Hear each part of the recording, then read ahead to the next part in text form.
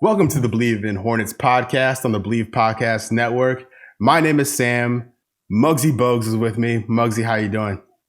I'm good, Sam. Man, I am doing so well. We had a great holiday. Christmas was beautiful to the Bogues family. So I'm excited. Yeah, same here. I had a little an early Christmas. My parents drove Mhm. into town.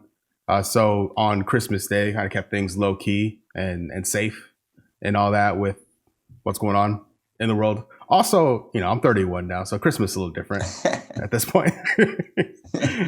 Yeah, I'm, yeah. I mean, I'm just happy to we are have older. I'm just happy to have the day off work. Really, that's the best gift.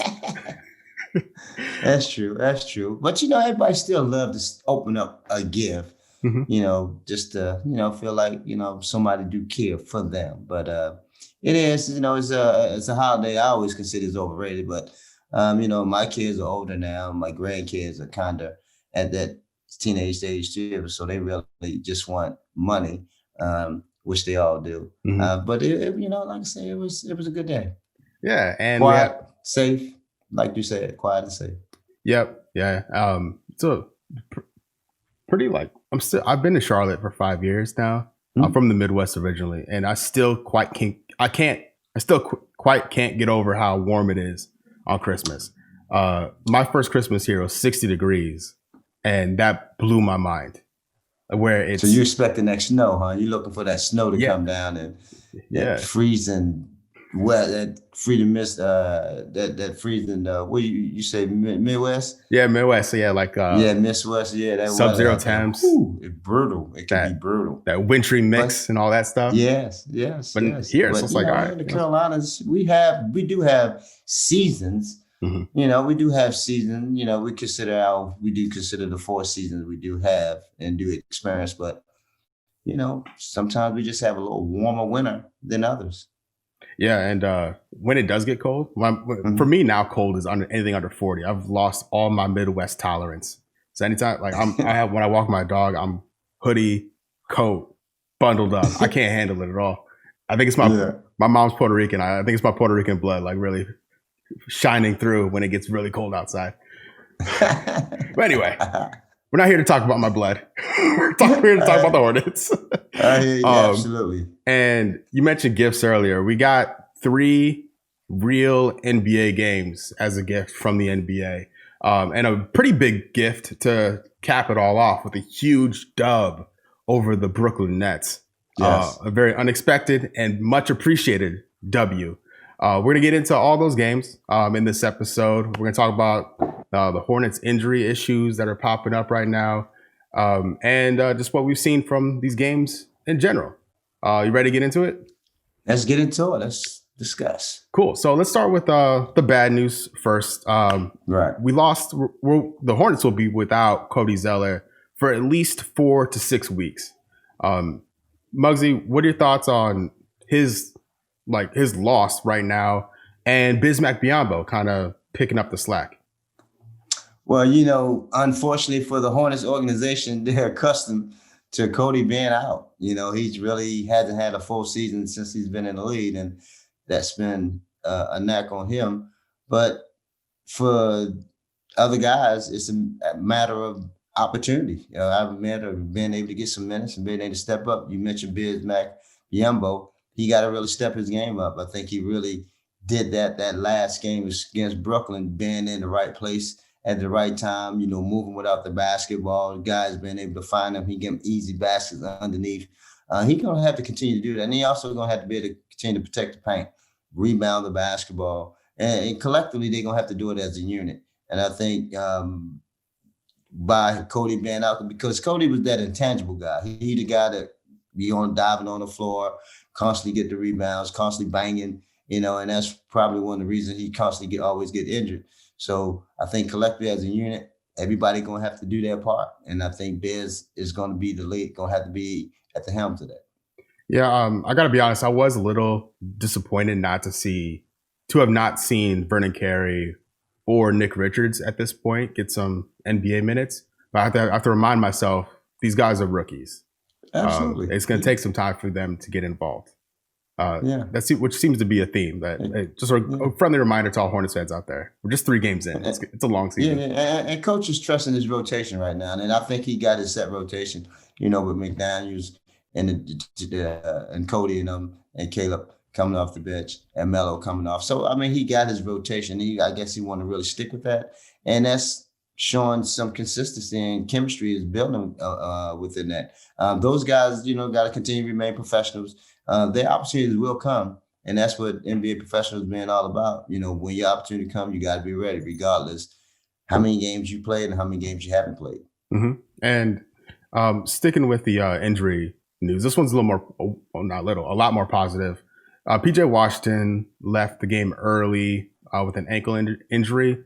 He's back practicing, so I don't know if he'll miss any time. I don't know if they'll bring him off the bench when they take on the Mavericks on Wednesday. But PJ's injury not being as bad as it could have been is great news.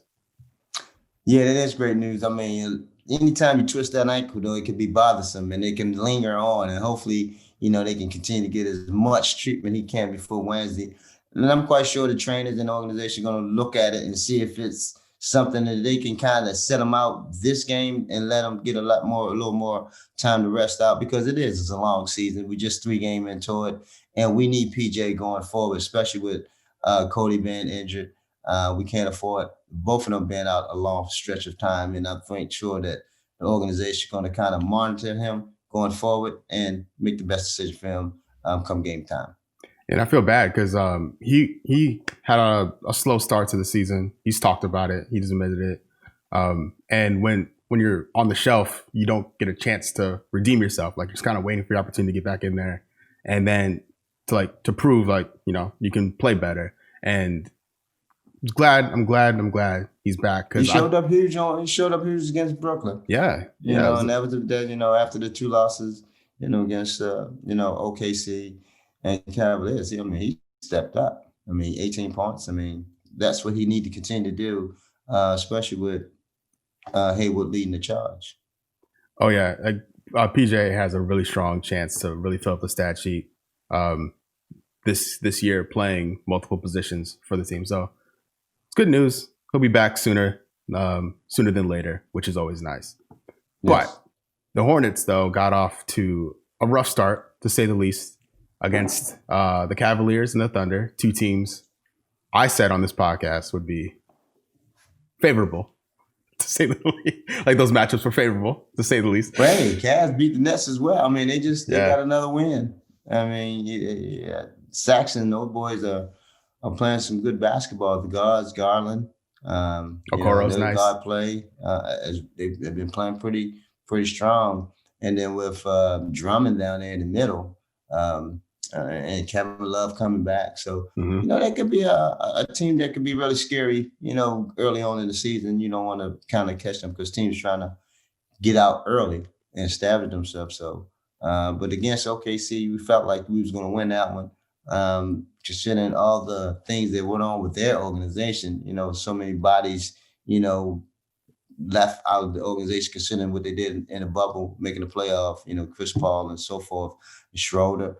But, credit to them guys. They came in with the right attitude, was able to, create havoc for the Hornets and got a win, snuck a win out of it. But, what I like about it, the Hornets didn't hang their hats. They fought back and had opportunity to win that game, even though they was down so much, came back and almost won. But they came back against Brooklyn and really continued that momentum. And that's what I loved about the young guys, not hanging their heads over that loss.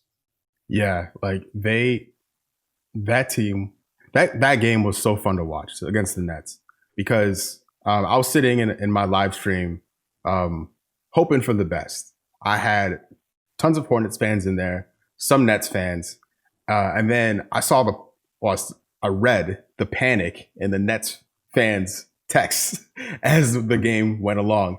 Nets fans were coming in there. They were talking mess about the Hornets. they were so upset, which made me feel better, so much better. I felt like I was winning the game too. And then just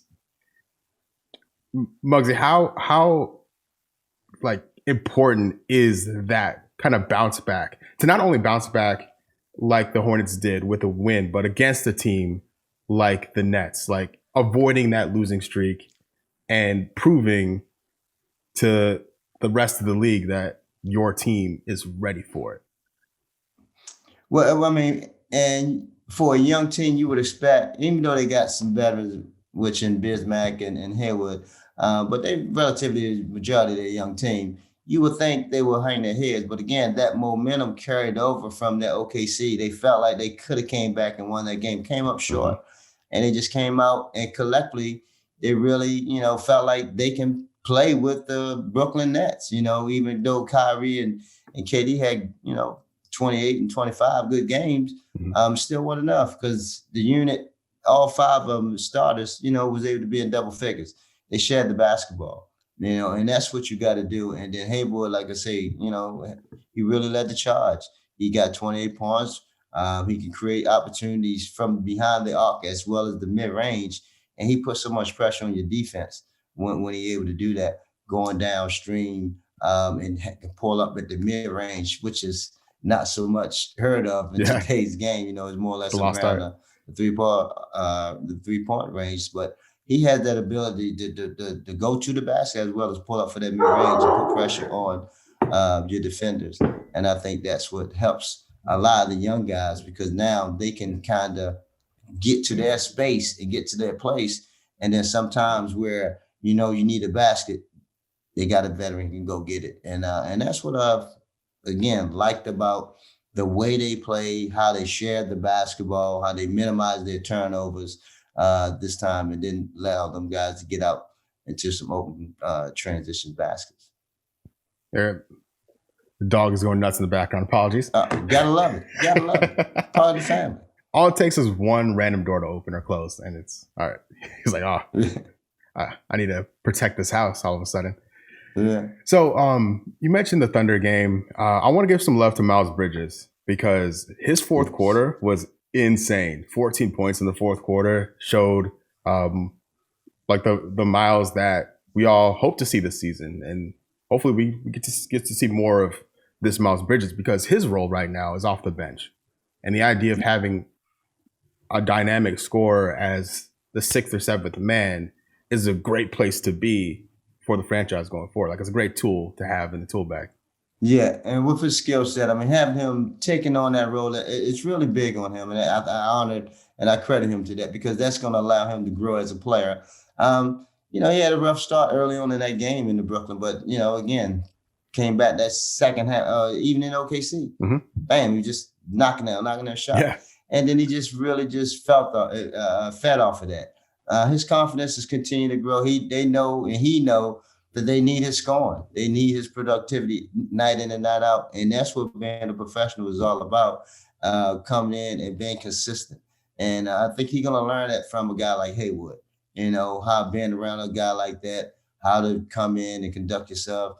And he definitely will be in the conversation, that six-man award, if he continued to grow and continue to listen to the people that's around him, that's giving him that proper advice, because he got so much, potential. You saw the pass that Melo gave him, alley-oop, and it really wasn't an alley-oop. He just caught it and located where the basket is to make sure that, hey, I need to go and throw this thing down, and was able to flush it in. And that's the ability, the talent that that young man possessed. So I'm looking forward to seeing him on many nights, having nights like that. Yeah, and Terry Rozier has just been a madman thus far. But 42 points against the Cavs. He's averaging 26 right now, I think, a game. And this type of production out of Terry Rozier, I don't know if it's sustainable or not, but I'm loving every second of it. And if he keeps this up, that's a real piece to have to leverage this season. Like, I going into the. I was always like curious who would be like that number one option on the Hornets. Not that it shouldn't be Terry, not that it shouldn't be Gordon Hayward, but like it seems like Terry's like, hey, this is my team.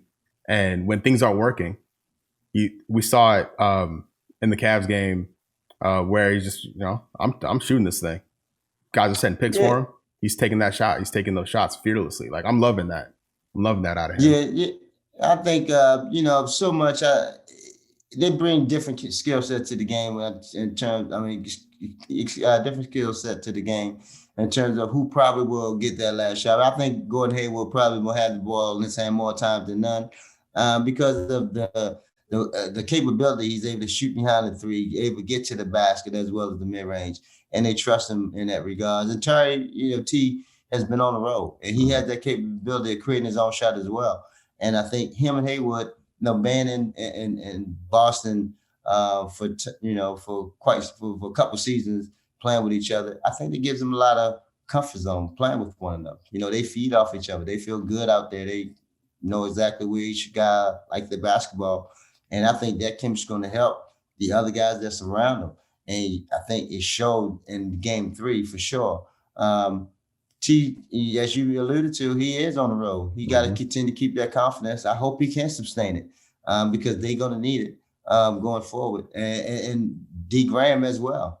Devontae Graham got to continue to be aggressive, continue to look for a shot, and at the same time, when opportunities to get others involved, you got to do that because he has that skill set to do that. And I think, and Melo, of course, him as well. He has that ability to get guys, make guys around him better. And I think I love him what Coach is doing with him. Coach is really protecting him in a way where you can notice he bring him out of the games, but it's always on a positive note. It's something that he's did good and things that it ain't nothing he got to hang his head over. And then he's go back in the game with that same confidence and that still belief that, hey, something good can happen every time I put my hands on the basketball. And that's something that a coach can foresee from a young guy, a young talented player like him. And I think Melo trusted. And I think he's trusted in the fact that coaches bring them along in a way where, when things was rolling with the other guys, he got to let that go and let them guys go in and finish that out. But at the same time, still interject him and keep him, let him know that, hey, you're a big part of this. Stay engaged, because we're going to continue to need you going forward. But you are the future, and your leadership and your understanding of it, it's going to mean a lot. So don't get down on yourself. Just know what's happening. And that's why, communication is the key. And I think they had that. Yeah, I'm so glad you said that. To any Hornets fans that are angry that Melo's not playing more, to any LaMelo fans that are angry that think the Hornets are ruining his career right now. Oh, no. Listen to Muggsy. They're not. They're doing the best thing for him right now, taking it slow. He's 19 years old. He just got here. It's his third NBA game. No summer league. 4 preseasons. Like, the kid needs some time. It's for his best. I guarantee you, he's going to have games where he's going to be out there for 25, 28, 30 minutes because the game he's going to be having, and the impact he's having on the game is going to warrant that. Mm-hmm. So, those are the type of things that, I'm quite sure coaches will see and let that game flow in that direction. And because, one thing about coaches, bottom line, they want to win. It's all about they want to win. And if they see a unit out there that's clicking, that's gelling, and then at the same time that if it's a crucial part of the game, and especially coming out the end, and they feel like this is the best way to close it out, he's going to leave them out there. Yes, and I do really enjoy Melo and Terry on the court at the same time. Terry's shooting ability combined with LaMelo's passing is a nice pairing. I don't know what the starting 5 will look like this time next month. But if it's Terry and LaMelo in the starting 5 with Devontae coming off the bench, that is a scenario that I think could be pretty deadly, depending on who we're playing. I think there's some options, some really, really good options we have as this team matures and develops. Well, Melo, he gonna have to step his game up to a whole new level to take over D Graham's spot, because you bring stability. Mm-hmm. You bring confidence as well as understanding how to run your program, how to get everybody involved. And then you don't lose that veteran, that's on the floor. So I'm quite sure Coach got his hands on his pulse on understanding when is the right time to make that transition, that move. But, right now I can't see it. And what do you think about, so people were asking me about centers. So perfect world, Zeller's fit and healthy again. Is that a position where you see the Hornets making a trade or acquiring another 5 at some point along the year? For me, I'll say just like let's wait and see. We don't know what we have out of Richards and Vernon yet. We won't know for a while. Still young, but I can see Mitch pulling the trigger on that, getting a rim protector. Somebody that's mobile, lingering, long arms, whose flexibility, possibly also who may stretch the floor, but if that may not be a criteria, but if he can protect that rim and give the younger guys the opportunity where they get more possessions than accustomed, then that's something that they're going to reach. They're going to search for. No discredit to Bismack or Cody, but those guys are on a smaller stature sides on that regards. But like I say, you see what the young fella down in Houston is doing, Woods. Mm-hmm. And that length like that, and who knows? McDaniels is playing, some good minutes, and I love what he brings to the table. So, but who knows who's all out there? So we'll have to see what all reveals itself. But I won't count Mitch Kupchak, in terms of doing his due diligence and seeing what's available. Yeah. So like just for me at least, to put a bow on what we've seen thus far. Like, I know the first 2 games were rough, but it is what it is. The first 2 games of the season, they're over and done with. We got a glimpse into what this team is capable of against the Nets. That was the team we all expected to see and expect to see this year, I would say. They're going to be tested once again, right back again with the Mavericks. And then after that, they have the Sixers, I think. Let's see here. We got the Grizzlies.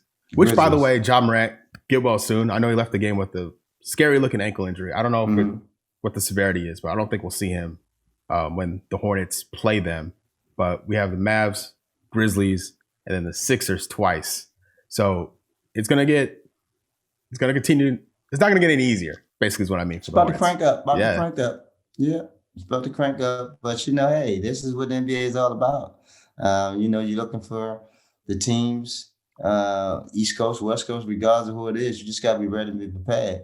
And I think these guys feeling good about themselves, especially after that win. We got to build from that. And the next game is the Mavs, which is a real tough one.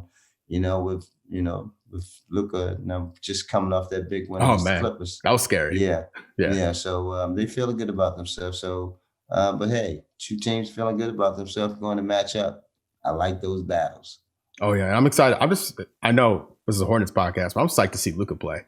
Like, he's really fun to watch. Yeah. So that's what's one of the treats about the NBA, Yeah, that's true. You get to see, all the stars against one another, against your team. So, but I'm looking forward to seeing, how we come out the gate, how we continue to defensively try to, put that wall up against, Luka. And not allow him to just do what he do. But it's hard because he's one of the best in the league. And the other guys, the supporting cast, are shooting the balls the harder ways, and Trey Burke and those young fellas, power. So we got our work cut out. But I like our chances. And guys got to go out there and Bleav and do what they did last game, share the basketball. We had 5 starters in double figures. That's a big plus. Oh, yeah. So I'm psyched. The game is tonight as you're hearing this. If I'm not to break the fourth wall, recording this Tuesday. Yeah. Game is tonight as you're hearing this. So we're excited to watch, and we'll be back next Wednesday in the new year in 2021. If you can believe it, somehow it's 2021. Yeah. So if you like what you hear, do us a favor, subscribe, leave us a rating on iTunes. It helps the podcast grow. But yeah, Muggsy, anything you want to say before we get out of here?